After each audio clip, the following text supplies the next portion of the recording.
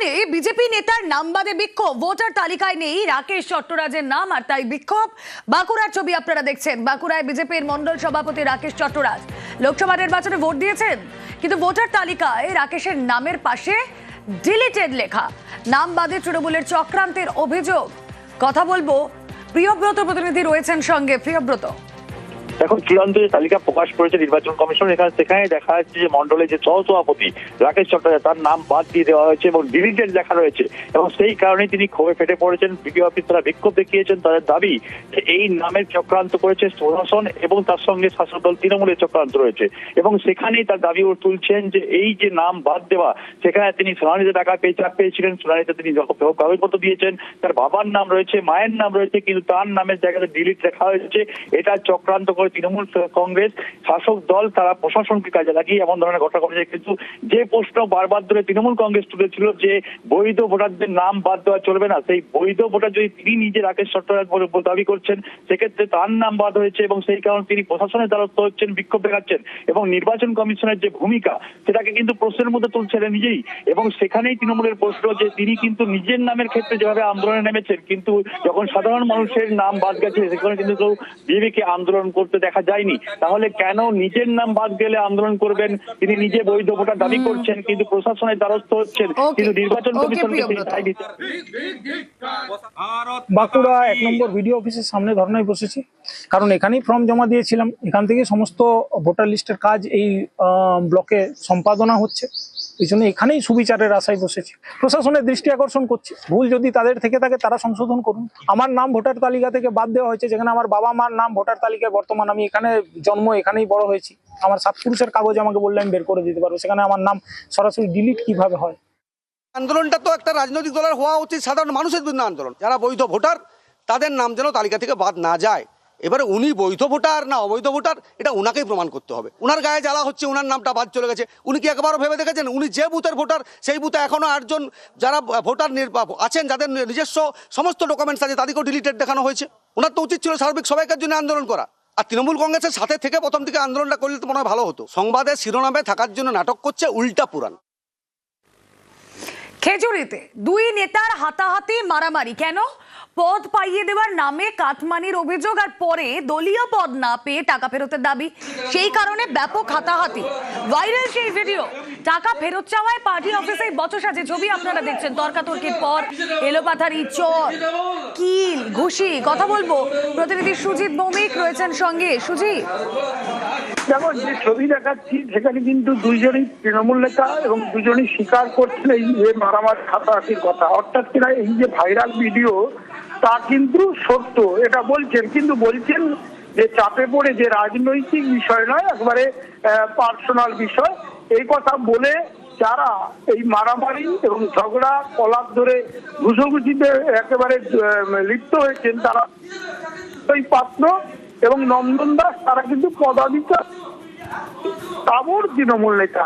তারা যে কথা বলছেন সেই কথাতে শোনা যাচ্ছে রুমিলা, যে পদের জন্য টাকা দিয়ে একজন পদ পায়নি, মারাত্মক অভিযোগ। সেই অভিযোগ তুলে যে তুমি সাক্ষী দিলে সেই টাকা ভিডিওতে আমাকে ফেরত দেওয়ার ব্যবস্থা করো, এরকম চাঞ্চল্যকর অভিযোগ এবং চাঞ্চল্যকর ঘটনা জানিয়ে শোরগোল শুরু হয়েছে নন্দীগ্রাম লাগোয়া খেজুরি বিধানসভা এলাকায়, ভোট যে সামনে।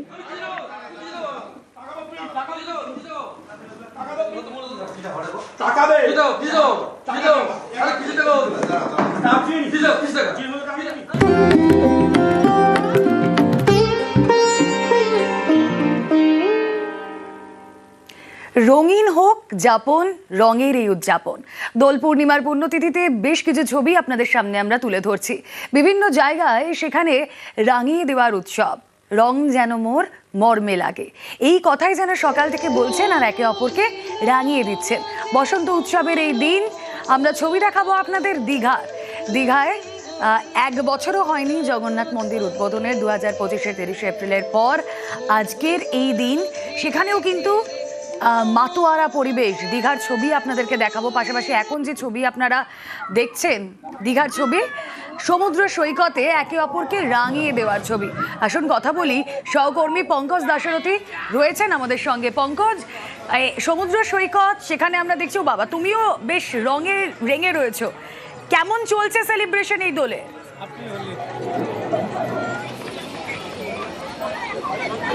দেখো রুমেলা, তুমি জানো যেখানে সৈকতে রঙের উৎসব, যেখানে সকাল থেকে সৈকত সরণি দীঘা, যেখানে নিউ দীঘা ওল্ড দীঘা জুড়েই কিন্তু পর্যটকদের ঢল নেমেছে, যেখানে সমুদ্রের ঢেউর পাশাপাশি তারা কিন্তু আবির মেখে তারা মাতোয়ারা হয়েছে। শুধু সমুদ্র সি বিচ নয়, যেখানে জগন্নাথ মন্দিরও রয়েছে, জগন্নাথ মন্দিরের সামনেও কিন্তু সৈকতে যেখানে মন্দির রয়েছে, সৈকতের পাশাপাশি মন্দির, সেখানে কিন্তু উৎসুক পর্যটকেরা তারা কিন্তু একেবারে আবির খেলায় মেতে উঠেছে। যেখানে পূর্ব মেদিনীপুর জেলা প্রেস ক্লাবের পক্ষ থেকে যেখানে সকাল থেকে আজকে কিন্তু উৎসবে মুখর, যেখানে দোল উৎসব অনুষ্ঠানে অনুষ্ঠিত হচ্ছে, যেখানে তারা কিন্তু বিভিন্ন প্রশাসনের মাধ্যমে তারা কিন্তু এলাকা সৈকত সরণি দীঘা জুড়েই কিন্তু তারা উৎসাহে মেতে উঠেছে।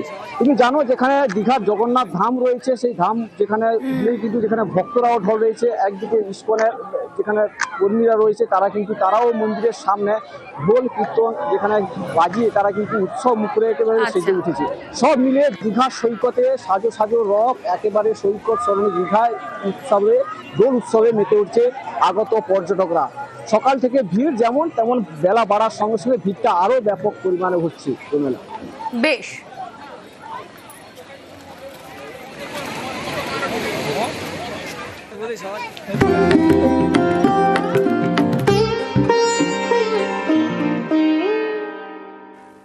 আচ্ছা, এবার দক্ষিণবঙ্গের আবহাওয়া একটা সুখবর দিই।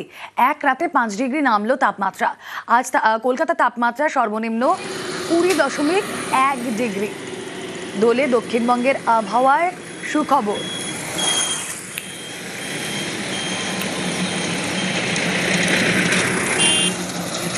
ঝাড়গ্রাম ও 2 মেদিনীপুরে হালকা বৃষ্টির সম্ভাবনা, আগামীকাল থেকে ফের চড়বে পারদ।